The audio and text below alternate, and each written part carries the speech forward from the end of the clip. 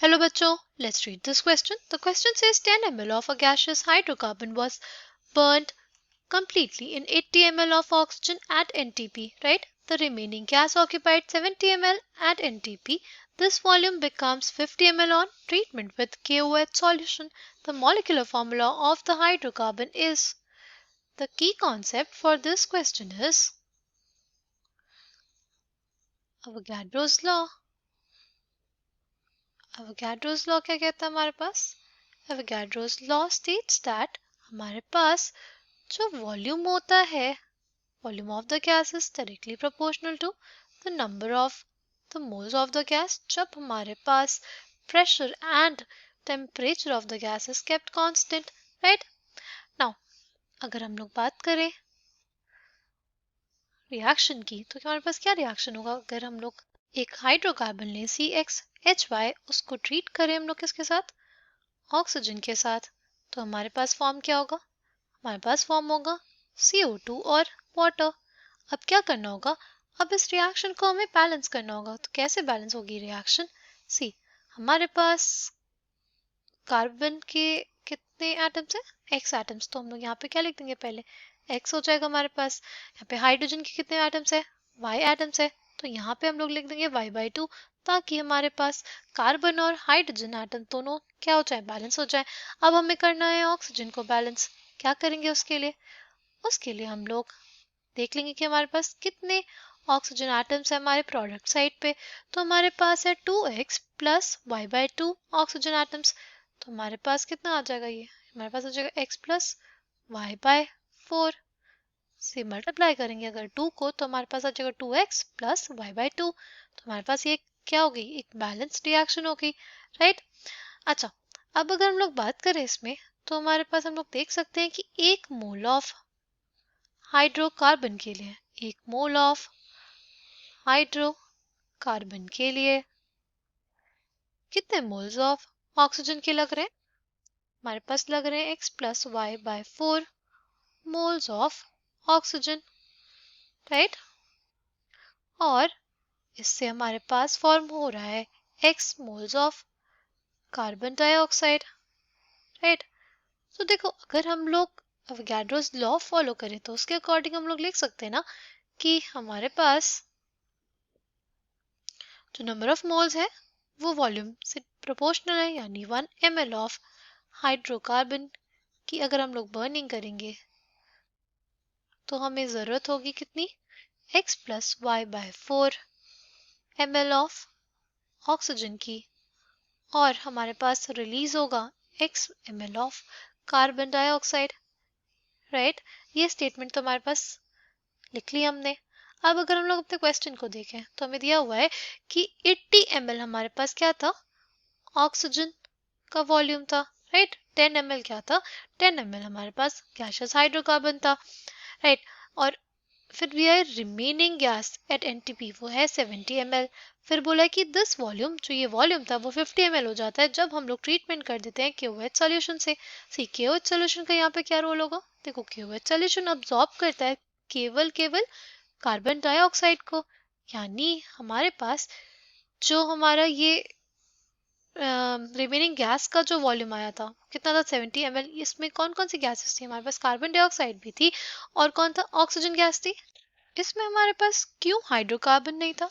सी, क्योंकि हमारे पास क्वेश्चन में मेंशन है कि हाइड्रोकार्बन कंप्लीटली बर्न हो गया, right?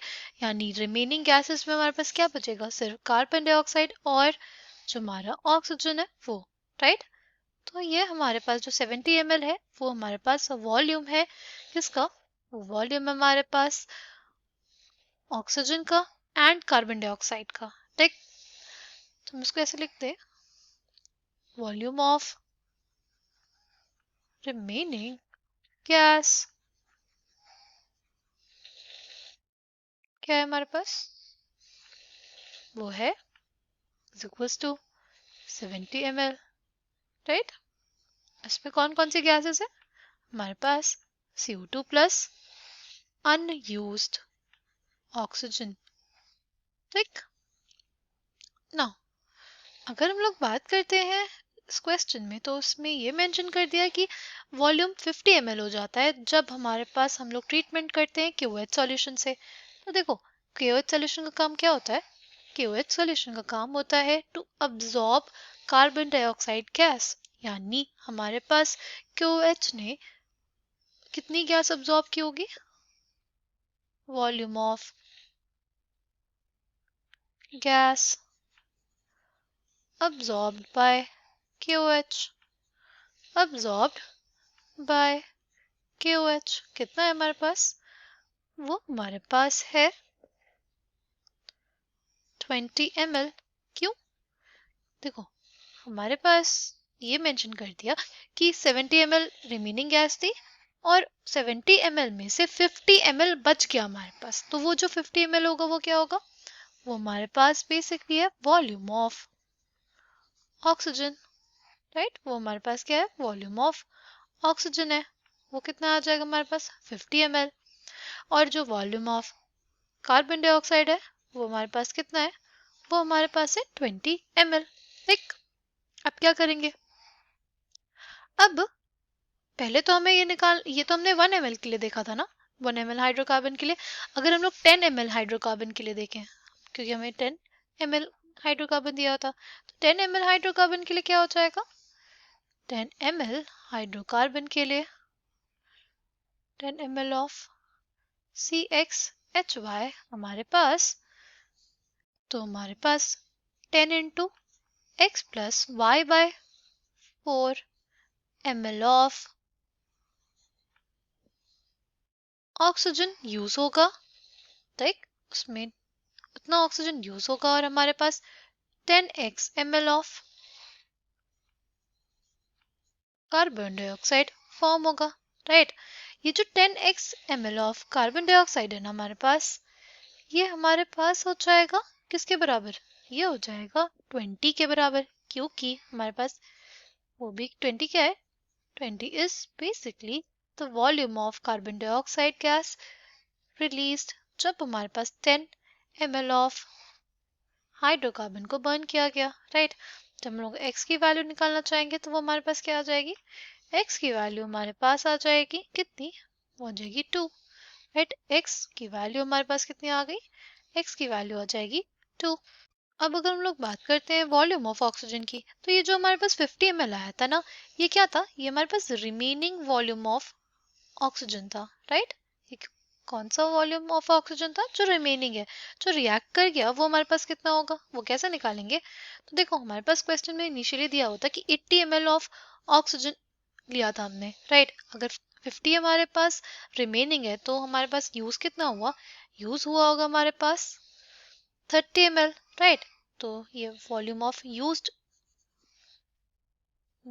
Oxygen, volume of used oxygen is basically equals to 80 जो हमें टोटल दिया होता माइनस 50 जो रिमेनिंग है। कितना आ गया? ये हमारे पास आ जाएगा 30 ml के बराबर, राइट?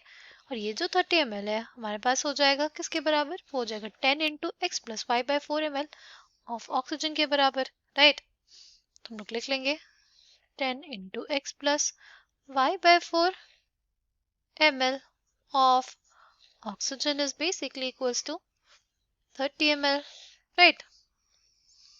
तो क्या आ जाएगा हमारे पास? ये हमारे पास कट जाएगा, आ जाएगा 3, आ जाएगा x प्लस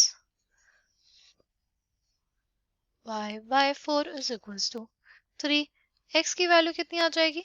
x की वैल्यू हमने निकाली थी कितनी? 2, तो 3 माइनस 2 1। y की वैल्यू कितनी आ जाएगी? y की वैल्यू आ जाएगी 4। अगर अब बात करें मॉलिक्यूलर फॉर्मूला ऑफ कंपाउंड की, तो वो हमारे पास क्या हो जाएगा? Molecular formula for the compound is CXHY, right? यही लिया था ना हमने हाइड्रोकार्बन, वो हो जाएगा हमारे पास C2H4। I hope you understood it well. Thank you and all the best.